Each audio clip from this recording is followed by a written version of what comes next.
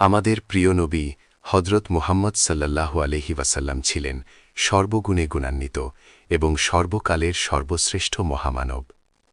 মহান আল্লাহ তাআলা তাকে পাঠিয়েছেন সমগ্র বিশ্বের জন্য রহমত হিসেবে।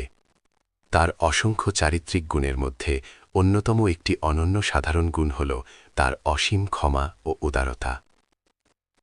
রাসূলুল্লাহ সাল্লাল্লাহু আলাইহি ওয়াসাল্লামের ক্ষমার দৃষ্টান্ত পৃথিবীর ইতিহাসে বিরল। তিনি কেবল তার বন্ধুদেরই ক্ষমা করেননি, বরং চরম শত্রুদেরও অবলীলায় ক্ষমা করে দিয়েছিলেন। ইসলামের ইতিহাসে তায়েফের ময়দানের ঘটনাটি তার ক্ষমার এক উজ্জ্বল দৃষ্টান্ত।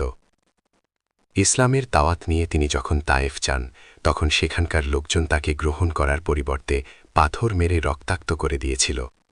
তার শরীর থেকে রক্ত ঝরে জুতা ভিজে গিয়েছিল। এমতাবস্থায় ফেরেশতা জিবরাইল আলাইহিস সালাম এসে অনুমতি চেয়েছিলেন যে নবী